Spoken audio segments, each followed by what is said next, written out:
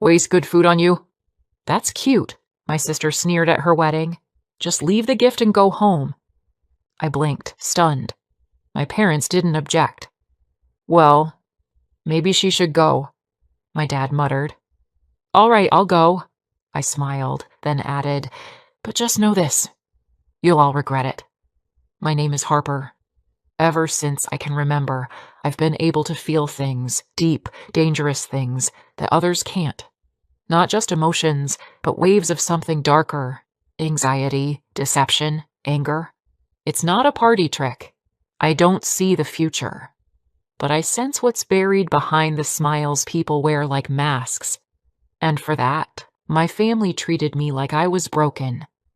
Growing up in Charleston, South Carolina, I learned quickly that being weird made you disposable. My mom, Emma, told me I had an overactive imagination. My dad, Robert, just ignored me most of the time, unless it was to scoff at something I said. But it was my younger sister, Chloe, who really knew how to twist the knife. She's 3 years younger, with a face made for magazine covers and a voice that turns every head in a room.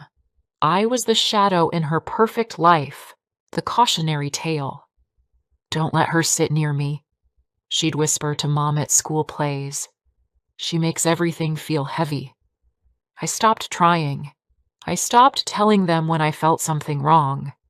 Even when I was 8 and told Mom not to trust Dad's new coworker just because I felt something was off, she waved it off. Later, that same man conned Dad into co-signing a lease that nearly cost us our house. But no one thanked me. No one apologized. I kept everything inside until middle school when I warned a teacher about a substitute gym coach. I couldn't explain why, but I knew something was wrong. That teacher trusted me and caught the man trying to install a hidden camera in the girls' locker room. It was the first time someone believed me. That teacher introduced me to a woman named Olivia, his aunt, a business consultant. But Olivia wasn't ordinary either. She looked at me like she knew. And when I told her about my intuition, she didn't flinch. I've had it too, she said softly. You don't have to be afraid of it. You just have to learn how to use it that day. My life split into before and after. Olivia became my mentor. She taught me how to channel my instincts, not just for people, but for businesses. She worked with CEOs, family companies, struggling startups. She said my gift was rare and real, and that I could help people if I learned how to manage it. And so I did. I built a small consultancy under Olivia's guidance, quietly, anonymously, mostly online. While my classmates were posting selfies and looking for internships, I was helping real companies recover from near collapse. But none of that mattered to my parents. When I told them I wouldn't be applying to a traditional office job after college graduation, their reactions were predictable. What kind of work-from-home nonsense is this? My dad snapped. If you're not bringing home a real paycheck, you can at least clean the house. My mom chimed in. Your sister is working at a top firm. You should be grateful we even let you stay here. And Chloe? She just laughed. Working from home, she said, twirling her hair. Must be nice to be unemployed in sweatpants. They had no idea I'd already helped revitalize a multi-million-dollar logistics firm. I didn't say anything. What was the point? For a year, I quietly paid rent to my parents, handled most of the housework, and took client calls after midnight. I built a reputation. Word spread, slowly but surely, and Olivia began referring more serious clients my way. Then one night, Chloe burst through the door, her stilettos clacking against the hardwood. I'm getting married, she announced. His name is Nathan. He's training to take over his dad's real estate development firm. And no, don't ask Harper, he's not hiring. She smirked when she said it, and I realized she truly believed I was still beneath her. My parents were ecstatic. Finally, someone worthy of our Chloe, Mom beamed. I always knew she'd land a winner, Dad added. I tried to smile politely, but something inside me twisted. I'd never met Nathan, but just hearing his name, it felt like cold smoke trailing up my spine. That sensation usually meant danger. 2 weeks later, they had an engagement dinner at our house. Nathan showed up in a perfectly tailored suit and slicked back hair, flashing that manufactured charm that too many people mistake for charisma. The moment I shook his hand, it hit me. Something was off. I couldn't explain it, not without sounding like the lunatic they all believed I was, but I felt it, like a fog wrapped around his silhouette, dense and manipulative. "You've been dating for 3 months?" I asked cautiously. Chloe rolled her eyes. "God, Harper, why do you always sound like a therapist? Just say congratulations like a normal person. I just mean, maybe don't rush into signing anything, like a mortgage or we're adults." Nathan cut in smoothly. "Don't worry. We're not asking you to contribute." I backed off. For now. The wedding date was set for mid-September at a luxury venue near the bay. Chloe made a big show of announcing the menu, the custom floral arrangements, the guest list filled with high-profile names. One morning, she dropped a passive-aggressive group email. "Reminder, +1s are reserved for close family and VIPs. And please be sure to bring a wedding gift. No freeloaders." It wasn't even subtle. I was the only sibling, and I wasn't bringing anyone. I knew what was coming. Olivia noticed my tension. "Are you still going?" she asked gently. "I should. For closure, if nothing else." She placed her hand over mine. "If things go badly, let them. You don't need their validation. The truth has a way of rising when the lights are brightest." I didn't know exactly what she meant, but I was about to find out. The wedding day arrived hot and cloudless, the kind of September day where the sun made everything look perfect. Too perfect. The venue was a sprawling coastal hotel outside Savannah, Georgia. White marble floors, blush roses, champagne towers. The kind of place where appearances meant everything. I wore a simple navy dress, no frills. I wasn't there to be seen. I was there because I needed to watch it unfold. Because something told me this wasn't going to end the way they expected. The ceremony itself was as dramatic as Chloe had always dreamed. Live string quartet, custom-written vows, a bridal entrance timed to a crescendo. But I wasn't watching them. I was watching him, Nathan. The way he held Chloe's hand, like he owned it. The way he greeted the guests, slipping in names like currency. The way his eyes never once flickered to his own parents sitting stiffly in the second row. There was something about the way he avoided their gaze that screamed calculation. After the I-dos, we were ushered into the reception hall. Everything gleamed. Gold accents, floor-to-ceiling windows, a jazz trio playing near the bar. I found my assigned table. The furthest one from the dance floor, near the server's entrance. Figures. I sat quietly. Others at my table introduced themselves. Distant cousins, college roommates, a former co-worker of Chloe's. And then I noticed something strange. No drinks, no hors d'oeuvres, no entrees. Other tables were already being served, their glasses filled, plates steaming. But ours? Nothing. I flagged a passing server.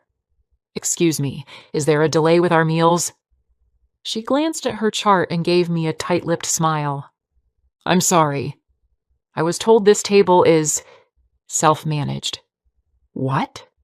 Before I could press her further, Chloe appeared at my side in her designer heels and lace gown, smiling like a pageant queen. She leaned close, her voice a whisper laced with venom.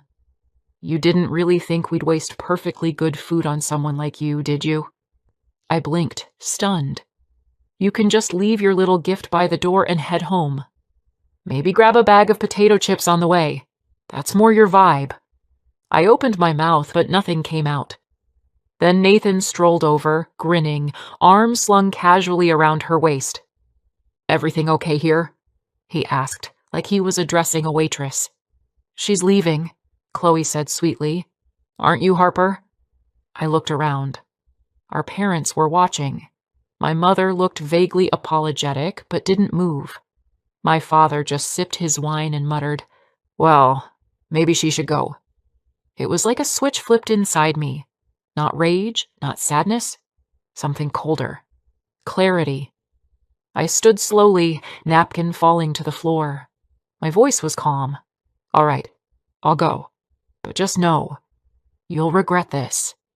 Every single one of you laughter bubbled around me, hushed gasps and whispers. "What is that supposed to mean?" Chloe scoffed. "You think anyone here cares about your little ghost whispers and bad vibes?" Then from the head table someone stood. A tall man in a slate gray suit. Thick glasses, sharp posture. "I care," he said. Every head turned. Chloe blinked. "I'm sorry. Who—" "I'm Mason," he said. "Nathan's older brother." Nathan stiffened. Chloe's smile faltered. "I've been quiet because I didn't want to ruin your day. But Harper's right. You will regret this. All of it." Silence swallowed the room. Then Mason turned toward the guests and spoke with terrifying calm. "Nathan's not a company heir. Our father's company filed for bankruptcy 6 months ago. He's been unemployed ever since. And the reason he pushed for this wedding so fast? To secure your money, not bring you into ours." The entire hall gasped. "What the hell are you doing?" Nathan growled. "What you never could," Mason said. "Telling the truth." Chloe turned to Nathan, voice shrill. "Is this true? Is any of it real?" Nathan said nothing. "And the condo lease I signed last week? That you said we'd cover together?" "I never told you to sign anything," he muttered. "Oh my God," she whispered, reeling. "You let me put it in my name." My parents were pale. Mom clutched her necklace. Dad swore under his breath. Then someone else stood. From the second row of guest tables, a man in his 60s, silver hair, crisp suit. "Enough," he said. "This is already a disaster." Chloe blinked again. "Mr. Cohen?" "The president of her company. I came here out of respect. Not for you, Chloe." "For her," he pointed directly at me. "Harper?" Chloe whispered. "You know him?" "She saved my company 6 months ago," Mr. Cohen said, his voice steady. "At a time when we were floundering, hemorrhaging cash, and days from collapse, Harper stepped in. Quietly. Anonymously. Her insights turned everything around." He turned to the crowd. "Some of you work with me. You know what state we were in, and now, well, you know why I'm here today." Chloe's face was blank. I finally spoke. 6 months ago, your company was my client. Olivia connected us. I gave you the exact restructuring plan you pitched to the board, didn't I, Mr. Cohen?" He nodded solemnly. "You're the reason we're solvent." And I'll never forget that. The room erupted in murmurs. Chloe tried to laugh, but it came out as a dry wheeze. No, she works from home." Mr. Cohen turned to her sharply. "Harper works from home because she chooses to. She doesn't need a fancy office to save companies. She just needs to be heard." Chloe took a step back. Her cheeks flushed crimson.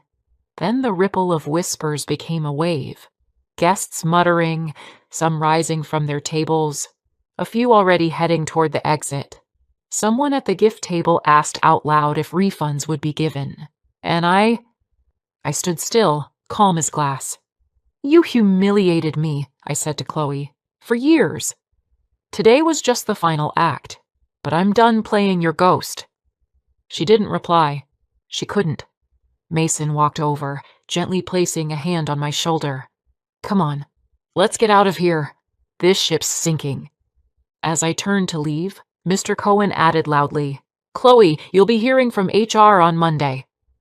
The final music cue began to play, too late and too ironic.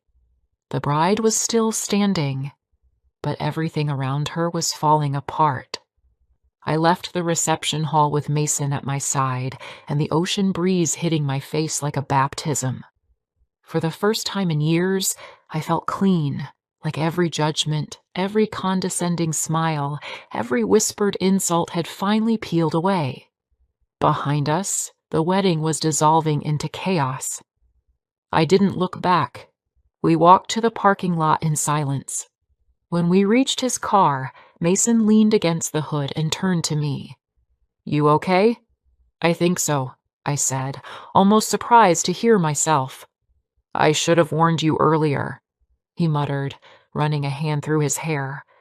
"But I didn't think he'd actually go through with the wedding." Nathan always was, slippery. "You did more than enough," I said. "You stood up." "That's more than my own family ever did." Mason looked at me thoughtful. "I've spent most of my life cleaning up after him. But today I realized I didn't want to be part of the lie anymore." We stood in silence for another moment. The world around us had shifted. The old rules, the old hierarchy, it was all gone. And I wasn't sad. The fallout came fast. By Monday morning, the wedding was already making the rounds on social media. One of Chloe's former coworkers had posted a vague status about a bride publicly exposed, a fake CEO, and a real genius in navy blue. Screenshots, photos, and fragments of video trickled out within hours. It wasn't just gossip. The business world noticed. By Wednesday, Mr. Cohen had reached out to Olivia again, asking if Harper, that is I, would consider consulting long-term. Not just one-off projects, but a deeper, strategic partnership. "After that wedding," he said on the call, "you've got every executive's attention in a 50-mile radius." I didn't answer right away. I needed time. For once, I had options. Chloe, on the other hand, didn't. The condo lease she'd signed was non-refundable. The luxury unit Nathan had picked out was locked under her name, and without his fabricated salary or a second income, she couldn't cover the monthly payments. She tried to break the lease. The penalty fees alone would have emptied her savings. She begged Nathan to step up. He ghosted her, so she went to them, to our parents. I wasn't there for the conversation, but I heard about it 2 days later when Mom called me out of the blue. "Harper, it's been a rough week," she started, voice heavy. "That's putting it lightly," I said. "Your sister is struggling," she continued. "She's under a lot of pressure.